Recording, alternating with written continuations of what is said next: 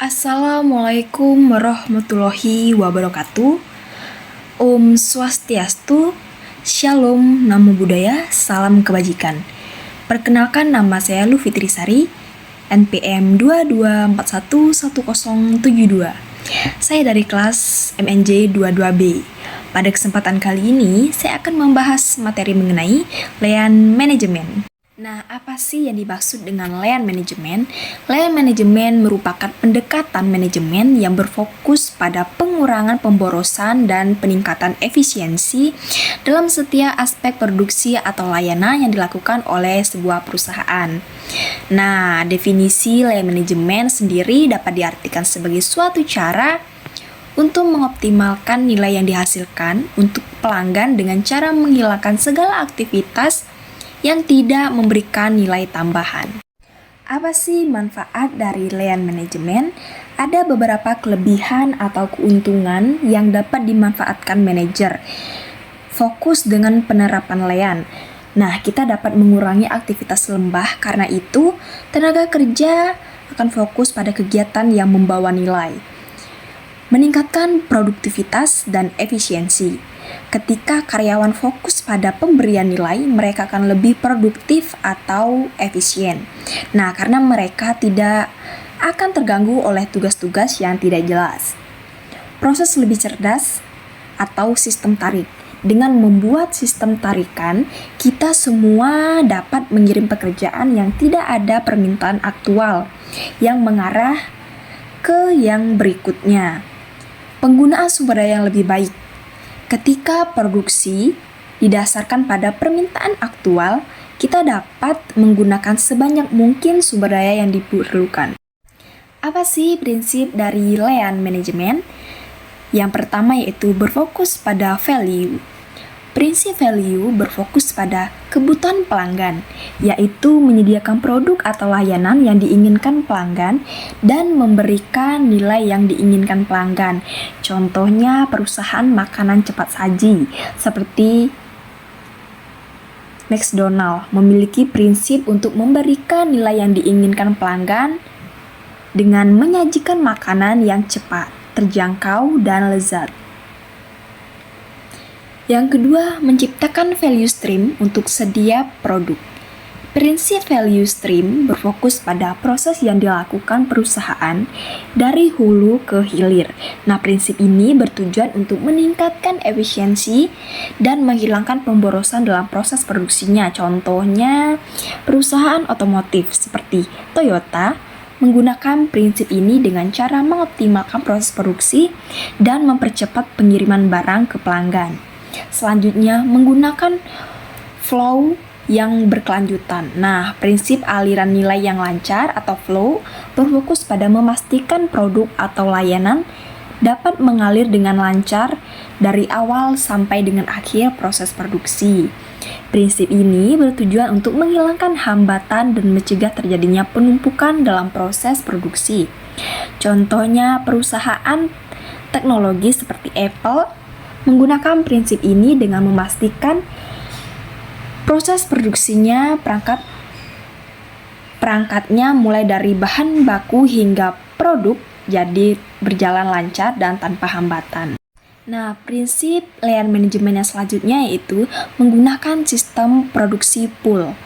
Prinsip produksi yang dapat dihentikan atau pool berfokus pada produksi hanya ketika diperlukan dan sesuai dengan permintaan pelanggan.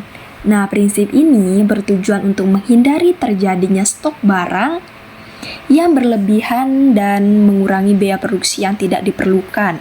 Contohnya, perusahaan retail seperti Zara menggunakan prinsip ini dengan memproduksi pakaian hanya ketika ada permintaan dan menghindari menimbulnya stok barang yang berlebihan. Selanjutnya, improvisasi dan pengembangan. Prinsip ini berfokus pada upaya terus-menerus dalam mencapai kesempurnaan dan minimalisir kesalahan dalam proses produksi. Contohnya yaitu perusahaan teknologi seperti Google menggunakan prinsip ini dengan terus melakukan inovasi dan pengembangan produk agar selalu memenuhi kebutuhan pelanggan. Terdapat 7 pemborosan dalam land management. Yang pertama yaitu fair production. Pemborosan jenis ini terjadi ketika sebuah perusahaan memproduksi barang atau jasa yang tidak diperlukan atau melebihi permintaan yang akibatnya perusahaan harus menyimpan barang yang tidak terjual, menghabiskan biaya untuk penyimpanan atau bahkan harus membuang barang tersebut. Selanjutnya yaitu waiting. Pemborosan jenis ini terjadi ketika karyawan atau proses produksi hanya menunggu untuk melakukan tugas berikutnya.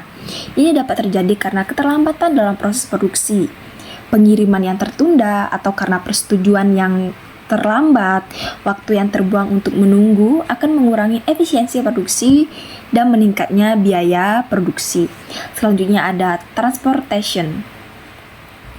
Pemborosan jenis ini terjadi ketika barang atau karyawan harus dipindahkan ke lokasi yang jauh atau tidak diperlukan. Nah, hal ini dapat terjadi karena layout pabrik yang tidak efisien atau karena kebutuhan untuk memindahkan barang atau karyawan dari satu lokasi ke lokasi lain yang tidak diperlukan. Selanjutnya ada processing.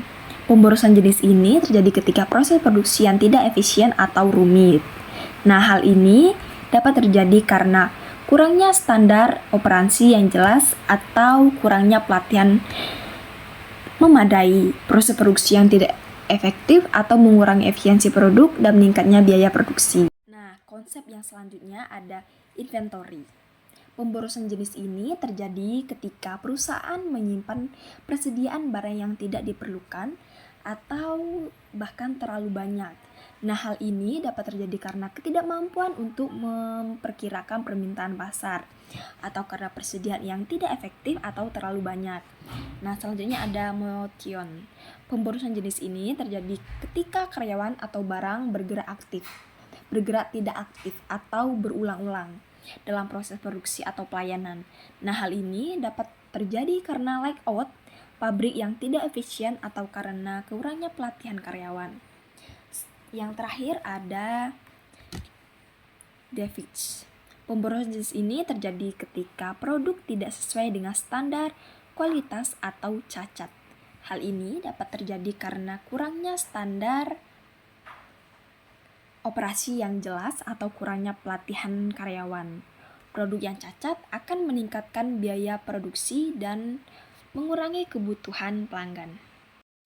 Oke, mungkin itu saja yang bisa saya sampaikan. Kurang dan lebihnya saya minta maaf.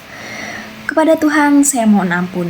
Semoga apa yang saya sampaikan bisa bermanfaat untuk kita semua. Terima kasih.